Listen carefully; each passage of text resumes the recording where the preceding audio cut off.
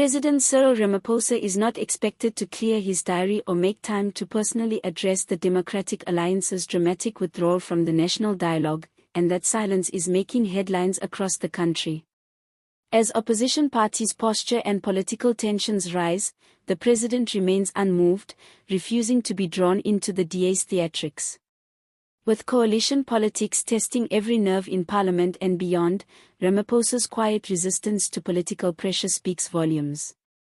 In a nation desperate for leadership, the real question isn't why Ramaphosa won't respond, it's whether the DA's move was ever meant to solve anything at all.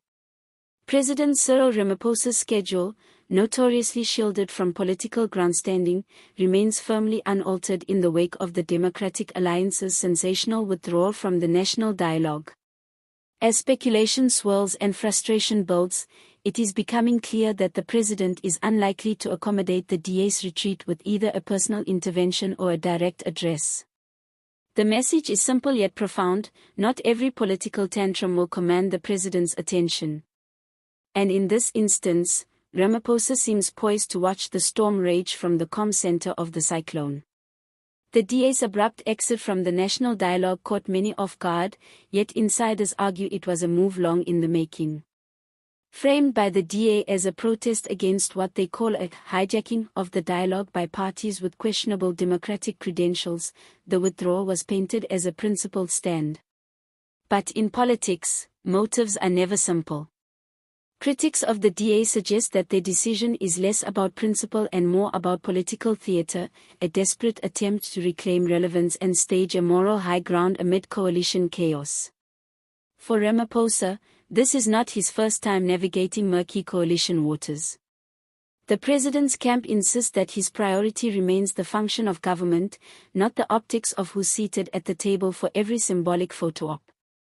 The national dialogue, touted as a pivotal opportunity for multi-party engagement in the new era of coalition governance, was never envisioned as a power-sharing arena, but as a platform to foster transparency, collaboration, and unity. Yet, ironically, the DA's retreat only exposes the frailty of that vision. Still, to expect Ramaphosa to reorient his presidential duties to soothe the discontent of one political party would be to misunderstand the broader scope of his mandate. The country is reeling from economic distress, energy insecurity, unemployment, and service delivery failures. In that climate, every minute of the president's time is a currency the nation can't afford to spend on political melodrama. His reluctance to entertain the DA's withdrawal directly could therefore be interpreted not as apathy, but as pragmatism. If the DA wants to vacate their seat, it seems Ramaphosa is content to let the chair remain empty. Behind the scenes, ANC insiders hint that the DA's absence may even be a strategic convenience. Ramaphosa and his closest advisors are said to believe that some form of consensus with smaller, less rigid parties may prove easier than navigating the tightrope of DA demands. Without the DA dominating dialogue with their persistent resistance to ANC-led direction, the president may find more fertile ground for real consensus building. Of course, this approach is not without risk. By seemingly ignoring the DA's concerns, Ramaphosa runs the risk of further alienating a substantial section of the opposition and, by extension, their support base. The optics of a national dialogue that no longer looks national could erode public confidence in its legitimacy. If key players like the DA are not at the table, questions will arise about whose voices are being heard, and more importantly, who is being silenced. But Ramaphosa's silence is strategic. It is the silence of a man who refuses to allow his presidency to be defined by reactionary politics.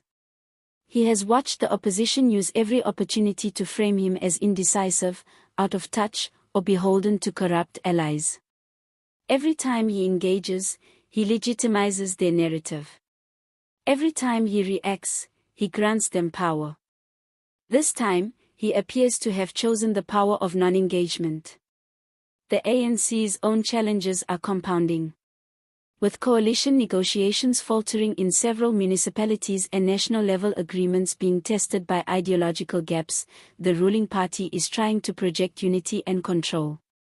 Ramaphosa's decision to not be drawn into the DA's drama fits perfectly within that strategy. It paints him as focused, determined, and unwilling to be distracted from the real work of governance. For the DA, the question now becomes, what next? If their withdrawal was meant to shake the foundations of the dialogue, the lack of presidential panic suggests it may have landed more like a tremor than an earthquake. The DA must now grapple with the consequences of political isolation in a coalition-driven environment where collaboration, not confrontation, is increasingly the currency of influence. Public reaction remains split. Some South Africans, especially those disillusioned by party politics, applaud Ramaphosa's firm stance. To them, his refusal to accommodate the DA's drama is a welcome sign of maturity and restraint. Others, particularly those sympathetic to the DA's grievances, see it as yet another example of ANC arrogance, the kind of top-down governance that has failed to deliver for decades. And then there are those watching all of this unfold from the sidelines, tired of the political theater, yearning for leadership that puts country before party. For them, both Ramaphosa's silence and the DA's withdrawal represent the same disease, politicians more concerned with power and perception than the people they serve. If the national dialogue is to succeed, it will need more than just the right attendees, it will need trust, accountability, and a shared commitment to nation building that rises above party lines. Whether that is still possible without the DA remains to be seen. What is clear is that Ramaphosa, for now, is not inclined to bend to theatrics. His presidency, as he sees it, must stand on substance, not on salvaging political optics. This moment may prove a defining one in South Africa's new coalition age. Will political parties learn to engage meaningfully, or will withdrawal become the default protest mechanism when ideologies clash? Ramaphosa's refusal to entertain the DA's departure suggests he is betting on the former, that those serious about building a better South Africa will return to the table, even without an invitation. In the end, Ramaphosa's message may be best captured not in what he says, but in what he chooses not to say. The president remains focused, the schedule remains intact, and the country moves forward, with or without those who choose to step back. As the political dust settles, one thing is clear, Ramaphosa's silence is not weakness, it's calculation. In an era where every statement sparks outrage and every move is scrutinized, choosing not to react can be the most powerful move of all. Whether you see it as presidential poise or political indifference, the fact remains, South Africa is entering a new chapter, and not everyone will be willing to stay at the table when the conversation gets uncomfortable.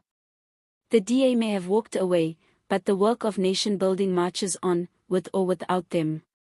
Stay sharp. Stay engaged. Stay unfiltered.